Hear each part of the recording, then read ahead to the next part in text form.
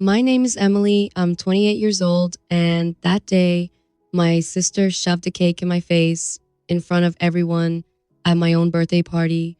But you know what? That wasn't even the worst part. The worst part was what happened after the ER scan, the truth that came out, and the revenge that followed. Let me take you back to where it all started. I found out I was adopted when I was 25. My mom told me on her deathbed. She held my hand, tears in her eyes, and said, Emily, you're my daughter, not by blood, but by heart. Always remember that. I cried. I hugged her. But honestly, it didn't change anything for me. She was my mom. Dad was my dad. That was it. But for my sister, Sarah, it changed everything. Sarah is 3 years younger than me. She's always been the princess of the family.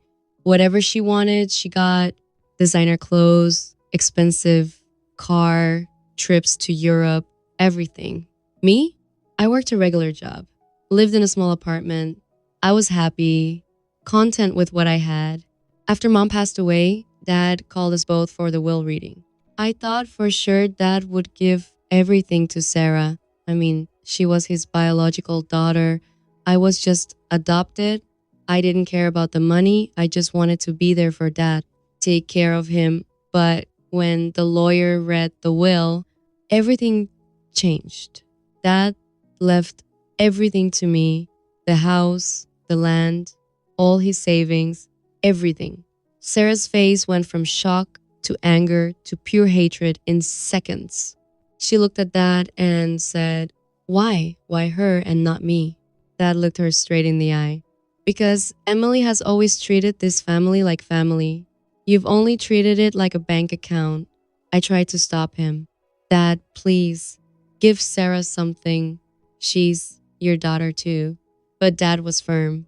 My decision is final. That day, Sarah stopped talking to me. She stopped talking to Dad too. Months passed.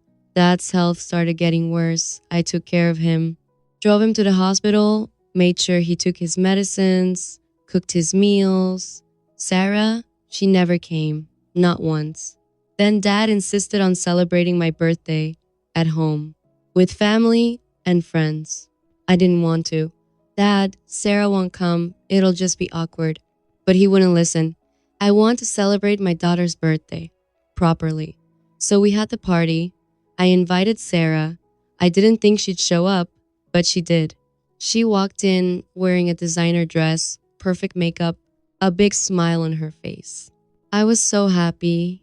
I thought maybe, just maybe, things would get better between us. The cake cutting time came. Everyone gathered around. Dad was standing right next to me, smiling. I blew out the candles. Everyone clapped. And then Sarah came forward. She had a big piece of cake in her hand. She smiled at me. Happy birthday, sister. And then she shoved the entire piece right into my face. Everyone gasped. The room went silent. I stood there, cake dripping down my face, frosting in my eyes. I couldn't see anything. I heard Dad's voice. Sarah, what the hell is wrong with you? Sarah laughed. Actually laughed. Oh, come on, Dad. It's just a joke. Can't she take a joke? I wiped the cake from my eyes. Everyone was staring. Some were shocked. Some looked uncomfortable. A few were even smiling, like it was funny. Dad was furious. Get out. Get out of my house right now. Sarah rolled her eyes. Whatever. This party was boring anyway. She turned to leave, but before she did, she leaned close to me and whispered, You don't belong in this family. You never did. Then she walked out. I stood there humiliated. My dress was ruined. My face was covered in cake. But you know what hurt the most? It wasn't the cake. It was the words she said. Dad apologized over and over. The guests left one by one. The party was over. I went to the bathroom to clean up. I looked at myself in the mirror. Cake everywhere. Mascara running down my face. And then I felt it. A sharp pain in my chest. Like someone was squeezing my heart. I tried to breathe, but I couldn't. The pain got worse. I called out for Dad. He rushed in and saw me clutching my chest. Emily, what's wrong? I can't breathe. It hurts. He didn't waste a second. He drove me straight to the ER. The doctors ran tests, EKG, blood work, chest x-ray. I was lying on that hospital bed, scared out of my mind. Before I tell you what the doctors found, hit subscribe and like this video. Because what that ER scan revealed, it didn't just change my life. It destroyed Sarah's lives forever. The doctor came in with my reports. He looked serious. Emily, we found something on your scan.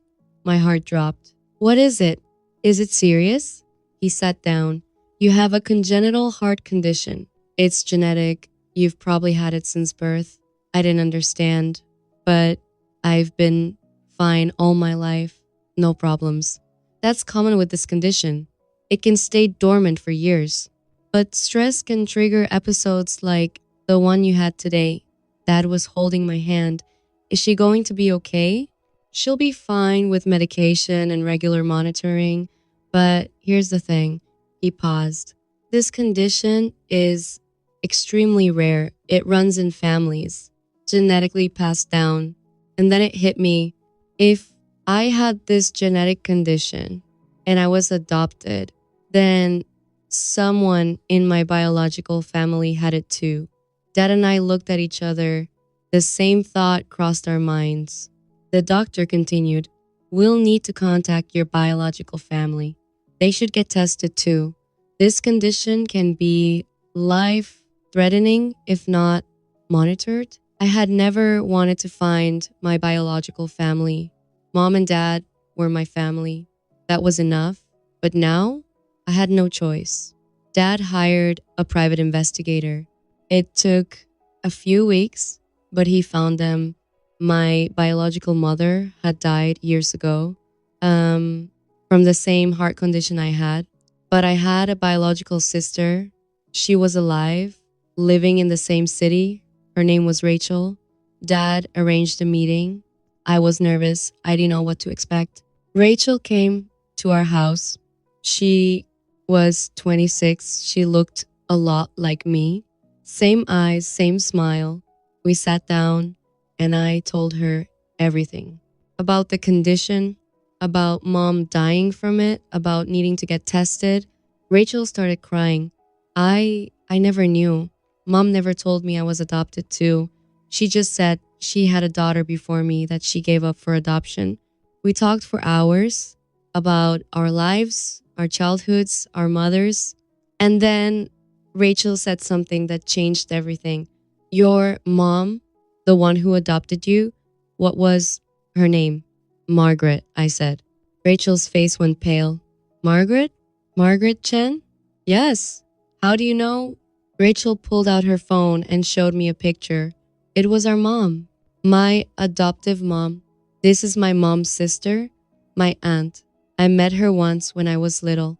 My brain couldn't process it. Wait, you're saying Mom was your aunt? Rachel nodded. Which means we're cousins, not sisters. Cousins. Everything suddenly made sense. Mom had adopted me because I was family, her sister's daughter. But here's where it gets interesting. Rachel got tested. She had the condition too. And then she said, you know, my mom told me before she died that she had to give you up because she couldn't afford to raise 2 kids.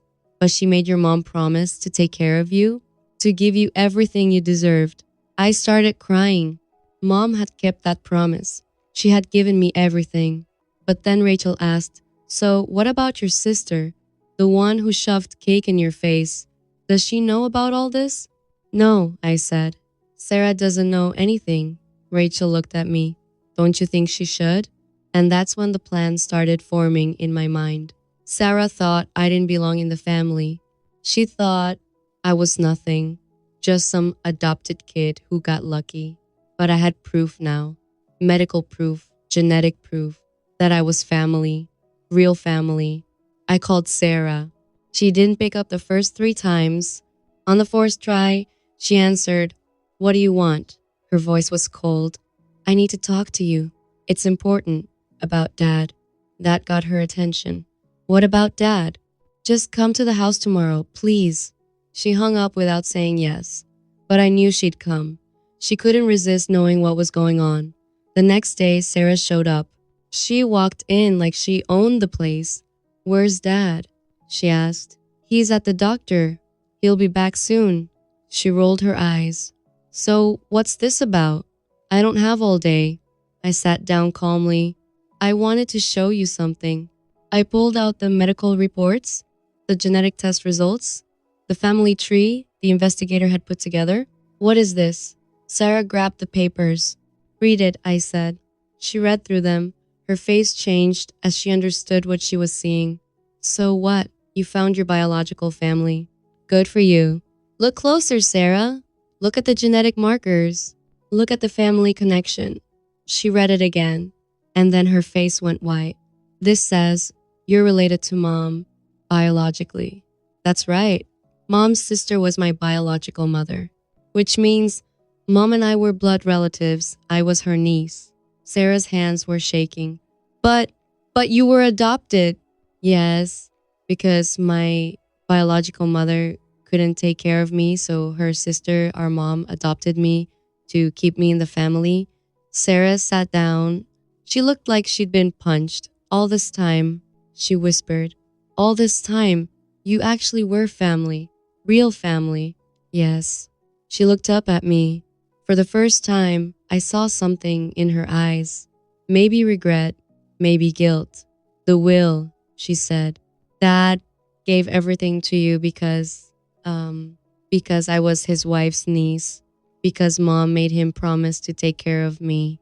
Because legally and biologically, I had just as much claim to this family as you did. Sarah put her head in her hands. I've been so horrible to you. Yes, you have. I thought you were just some random kid who got lucky. I thought Dad was being unfair. And now, she looked at me, tears in her eyes. Now I realize I'm the outsider. I'm the one who treated family like nothing. You were always part of us, and I tried to push you out. I could have been cruel. I could have rubbed it in her face, but I didn't. Sarah, here's the thing. Blood relation or not, Mom and Dad loved us both. They gave us both a home, a family. But you were so focused on money and things that you forgot what family actually means. She was crying now, really crying. I ruined your birthday. I humiliated you. I said terrible things. Yes, you did. I'm so sorry, Emily. I'm so sorry. Dad walked in at that moment. He saw Sarah crying and looked at me, confused. I explained everything to him. About Rachel, about the biological connection, about the genetic condition. Dad sat down slowly. I knew, he said quietly. What? Both Sarah and I said together.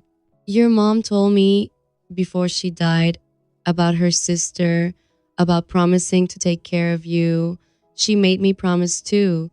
That's why I left everything to you, Emily. Not because Sarah didn't deserve it, but because Margaret made me swear to protect you, always. Sarah looked at Dad. Why didn't you tell me? Because you needed to learn the lesson yourself. That family isn't about money or blood. It's about love and respect. Sarah turned to me. Can you ever forgive me? I looked at her, this girl who had made my life hell for months, who had humiliated me in front of everyone, who had told me I didn't belong. I can forgive you, I said. But things need to change. Really change. They will. I promise. And you know what? They did. Sarah started coming to visit Dad regularly. She apologized to everyone at the party. She even helped me set up a support group for people with the same heart condition I had. Rachel became part of our family too. We had dinners together, celebrated holidays together. Dad's health improved once he saw his daughters finally getting along. But here's the best part. Remember that cake Sarah shoved in my face? That humiliation? It led to the ER visit, which led to the diagnosis, which led to finding Rachel, which led to discovering the truth about my biological family. If Sarah hadn't done that, I might never have known. I might never have gotten treated for my condition. I I might have died from it just like my biological mother did. So, in a weird, twisted way, Sarah's worst moment became my biggest blessing. A few months later, we had another party, my birthday again. This time, Sarah baked the cake herself. It was lopsided and the frosting was messy, but it was made with love. When it was time to cut the cake, Sarah stood next to me. She looked at everyone and said, "Last year, I did something terrible. I humiliated my sister because I was jealous and stupid, but she forgave me. And I want everyone here to know that Emily is the best sister anyone could ask for. She's kind, she's forgiving, and she's the real hero of this family." Everyone clapped. Dad was crying happy tears. I cut the cake, and this time Sarah fed me a piece gently. No shoving, no humiliation, just love. Later that night, after everyone left, Sarah and I sat on the porch. "You know," she said, "I spent so much time being angry about the will, about the money, about you being adopted, and I wasted so much time." "We all make mistakes," I said, "but I almost lost you. If you hadn't gone to the ER that day, if they hadn't found the condition, you could have died, Emily.